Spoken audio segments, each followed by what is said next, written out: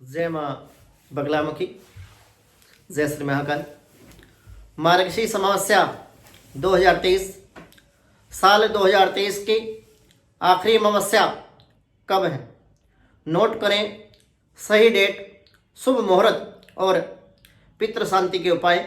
भक्तों, यदि आप अपने जीवन में कुछ नया सीखना चाहते हैं तो आप हमारे यूट्यूब चैनल माँ बगलामुखी भक्त कुरुक्षेत्र को सब्सक्राइब करना ना भूलें। मैं आचार्य प्रदीप भारद्वाज अपने यूट्यूब चैनल में आपका हार्दिक स्वागत करता हूँ, हार्दिक अभिनंदन करता हूँ। भक्तों, मैं आशा करता हूँ कि आप सभी स्वस्थ होंगे, मस्त होंगे। माँ बगलामुखी की कृपा सदा सदैव के लिए आप पर बनी रहे, ऐसी मैं माँ बगलामुखी से कामना करता हूँ। भक्तजनों, आज इस एपिसोड के माध्यम से मैं आपको जानकारी देने वाला हूँ कि साल 2023 की जो अमावस्या है, मार्गशीर्ष माह की अमावस्या, क्यों इस अमावस्या को इतना खास महत्व हमारे धार्मिक शास्त्रों में दिया गया है? क्या इसके पीछे का कारण है? क्यों मार्गशीर्ष अमावस्या को इतनी बेसब्री से लोगों को इंतजार रहता है? उसके पीछे का मुख्य कारण क्या है? साल 2023 और मार्गशीर्ष माह की आखिरी अमावस्या का हिंदू धर्म और हमारे शास्त्रों में विशेष महत्व बताया गया है। कहने का अर्थ यह है कि मार्गशीर्ष माह की जो अमावस्या है उसका हमारे धार्मिक शास्त्रों में बड़ा महत्व है, क्योंकि मार्गशीर्ष महीने को पुरुषोत्तम मास के नाम से जाना जाता है और भगवान विष्णु पितृ स्वरूप हैं। इसलिए इस अमावस्या को इतना खास महत्व माना जाता है। महीनों में महीना अगर कोई भगवान विष्णु को प्रिय है तो वह मार्गशीर्ष मास है। मार्गशीर्ष का महीना भगवान विष्णु को अत्यधिक प्रिय है और भगवान विष्णु का जो स्वरूप है वह पितृ स्वरूप है।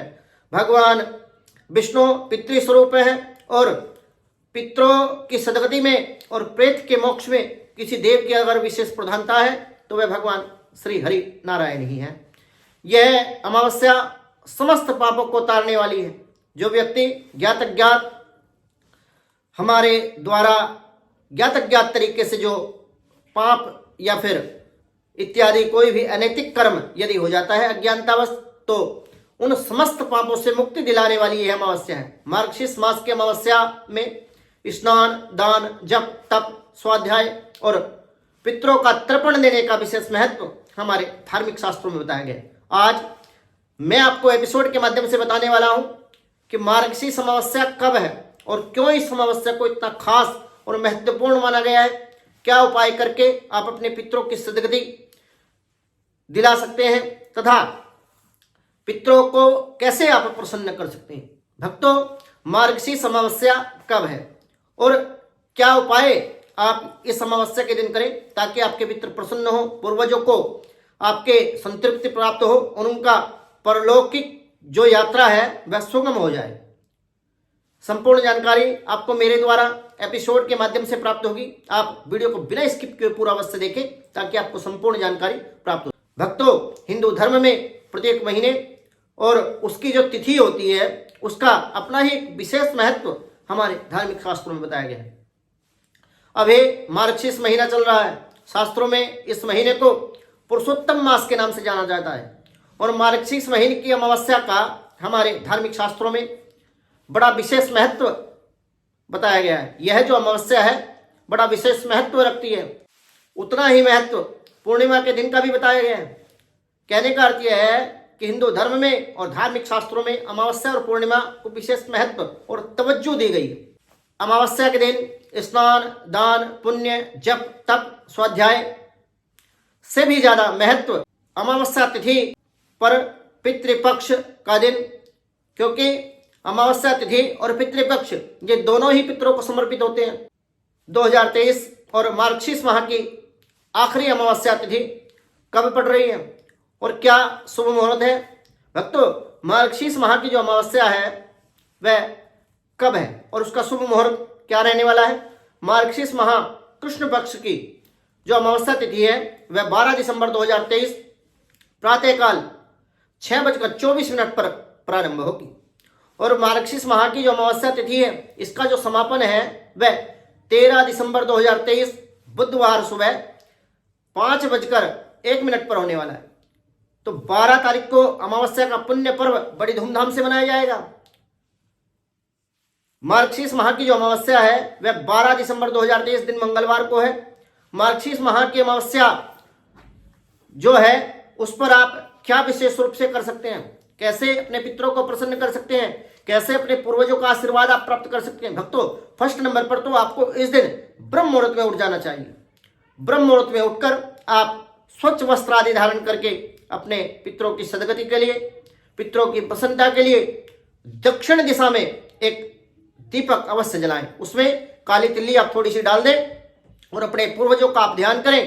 पूर्वजों का आशीर्वाद प्राप्त करने के लिए आप पूर्वजों से कामना करें। इससे आपके पूर्वजों का आशीर्वाद आपको प्राप्त होगा तथा जीवन में आपके कैसा भी संकट क्यों न आ जाए, पूर्वजों की कृपा से, पितरों के आशीर्वाद से आपको उस संकट से, विघ्न से, बाधा से मुक्ति अवश्य मिलेगी। सेकंड नंबर पर पूर्वजों के निमित्त आप कुछ ना कुछ भेंट अवश्य दें। आटे का, चावल का, चीनी का, दूध का, दही का इत्यादि वस्तुओं का आप किसी भी गरीब को, किसी भी ब्राह्मण को या किसी भी देव मंदिर में भगवान विष्णु को आप समर्पित कर सकते हैं। ऐसा करना भी आपके लिए बहुत शुभ एवं कल्याणकारी साबित होगा। थर्ड नंबर पर पितृ शांति के आप उपाय अवश्य करें। पितृ शांति के लिए अगर आप सूक्ष्म सा उपाय करना चाहते हैं तो आप पीपल का जो वृक्ष होता है उसमें कच्ची लस्सी और काली तिल्ली डाल करके पीपल के वृक्ष को सींचे और उसके नीचे दीपक जलाए, 5 बतासे रख करके धूप लगा करके पीपल के वृक्ष की यथासंभव आप परिक्रमा करें और गायत्री मंत्र का यथासंभव आप उच्चारण करें। इसके बाद आप गाय को 4 या 5 आटे की लोई बनाकर उस पर थोड़ा सा देसी घी, थोड़ी सी चीनी लगाकर अपने पितरों के निमित्त इस अन्न को मेणसने के पश्चात आप किसी भी गाय को आप दें। परंतु विशेष रूप से एक बात का आप ध्यान रखें कि यह जो अन्न है वह आपने देसी गाय को देना है। देसी गाय को ही ये आप अन्न दे, क्योंकि देसी गाय में ही 33 कोटि देवी देवता निवास करते हैं। इस बात का आप विशेष रूप से ध्यान रखें। फोर्थ नंबर पर आप जप, तप, दान, स्वाध्याय या फिर कोई भी धार्मिक पुस्तक किसी तीर्थ पर आप दान कर सकते हैं। ऐसा करने से भी पितृ प्रसन्न होते हैं और पितृदोष से मुक्ति मिलती है। तीर्थ पर जाकर के आप तीर्थ श्राद्ध कर सकते हैं अपने पितरों के निमित्त, अपने पूर्वजों से क्षमा मांग करके, पूर्वजों की प्रसन्नता के लिए, पितृदोष से मुक्ति पाने के लिए आप तीर्थ श्राद्ध करें। फिफ्थ नंबर पर आप पितरों के निमित्त जल अर्पित करें। आप अपने घर में किसी वैदिक ब्राह्मण के द्वारा या किसी तीर्थ पर जाकर के अपने पितरों और पूर्वजों के निमित्त तिल निर्मित जल से पितरों का तर्पण करें या फिर कुश, त्रिकुश लेकर के पितृ तीर्थ से, अंगूठे का जो साइड वाला भाग होता है इसको पितृ तीर्थ कहते हैं, पितृ तीर्थ से आप गायत्री मंत्र का उच्चारण करते हुए आप तर्पण कर सकते हैं। 11, 21, 31 जितनी भी अंजलि आप अपने पितरों के लिए देना चाहते हैं अपना नाम गोत्र उच्चारण करें। जैसे हमारा भारद्वाज गोत्र है तो आप हरिओम विष्णुर विष्णु विष्णु पूर्वोच्चार ग्रह गुण गण विशेषण सुनाम इत्यादि मंत्र बोल करके, अगर ऐसा नहीं बोलना चाहते तो आप सिंपल भाषा में भी इसको कर सकते हैं। आप अपने गोत्र का उच्चारण करें कि हे श्री हरि विष्णु, मैं भारद्वाज गोत्र से उत्पन्न हूँ, मेरे पूर्वज भारद्वाज गोत्र के हैं, मेरा नाम फला फला है और अपने पितरों की सदगति के लिए, पितरों की प्रसन्नता के लिए मैं जो तिल निर्मित अंजलि दे रहा हूँ ये मेरे पितरों को ग्रहण हो। ओम पितृभ्यो नमः, ओम सर्वेभ्यो पितृभ्यो नमः, इस मंत्र का उच्चारण करते हो आप पितरों का तर्पण कर सकते हैं। इससे भी पूर्वज प्रसन्न होंगे। किसी ब्राह्मण को बुलाने की आवश्यकता नहीं है। यदि आप सामर्थ्य नहीं रखते तो आप स्वयं से इस साधे तरीके से भी इस क्रिया को करेंगे तो पितर प्रसन्न होंगे।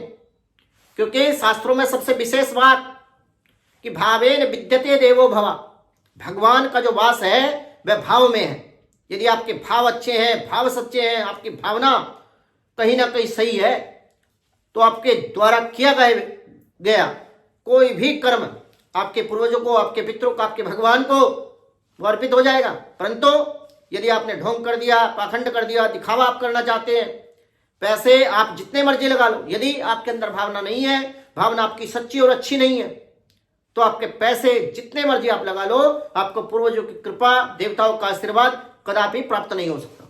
ये आप लिख के ले लीजिए मेरे से बात। सर्वप्रथम तो भावना का खेल पूजा पाठ में है। भावना होनी जरूरी है। पैसा ना हो चलेगा, सामान ना हो चलेगा, लेकिन अगर श्रद्धा ना हो, अगर विश्वास ना हो, भावना ना हो, तो कतई नहीं चलेगा। लिख लीजिए आप इस बात को। आप जहां मर्जी चले जाइए, यदि आपकी भावना नहीं है, आपकी श्रद्धा नहीं है, आपका विश्वास नहीं है और आप केवल दिखावे के लिए पूजा पाठ कर रहे हैं, तो आपकी उस पूजा पाठ का कोई लाभ आपको मिलने वाला नहीं है। भक्तों, आप अपने पूर्वजों के निमित्त जल अर्पित करें और किसी भी ब्राह्मण को आप भोजन कराएं या फिर अन्न का दान दें। पिंडदान आदि भी आप कर सकते हैं यदि आप सामर्थ्य रखते हैं, जिससे आपके जो पूर्वज हैं उनकी परलौकिक जो यात्रा है वह सुगम हो जाए। भक्तों, मेरे द्वारा दी गई जानकारी यदि आपको अच्छी लगी हो तो आप हमारे यूट्यूब चैनल मां बगलामुखी भक्त कुरुक्षेत्र को सब्सक्राइब करना ना भूलें। वीडियो को लाइक करें, शेयर करें, चैनल को सब्सक्राइब करना ना भूलें ताकि हमारी नई वीडियो का नोटिफिकेशन आपको प्राप्त हो सके। इसी मनोकामना के साथ जय मां बगलामुखी, जय श्री महाकाल। भक्तों, एक बात मैं आप सभी लोगों से विशेष रूप से कहना चाहता हूं, आप सभी भक्तों का बहुत प्यार हमें मिल रहा है यूट्यूब चैनल के माध्यम से। बहुत सारे कमेंट भी हमारे पास आते हैं, ठीक है, और हम अपनी तरफ से प्रयास भी करते हैं कि सभी के कमेंट का हम जवाब दें। परंतु अगर किसी भी भाई का, सज्जन का, भक्त का रिप्लाई हम नहीं दे पाते तो उसके लिए हम क्षमा चाहते हैं। और आपकी हाजिरी मां बगलामुखी के दरबार में लग रही है। मैं मां बगलामुखी से प्रार्थना करता हूं, आचार्य प्रदीप भारद्वाज, कि आपके जीवन के सकल विघ्न, दुख, बाधाओं का मां हरण करें। मां बगलामुखी की कृपा सदासदैव के लिए आप पर बनी रहे, ऐसी मैं मां बगलामुखी से कामना करता हूं। आपका प्यार, स्नेह, प्रेम ऐसे ही बना रहे। इसी मनोकामना के साथ जय मां बगलामुखी, जय श्री महाकाल।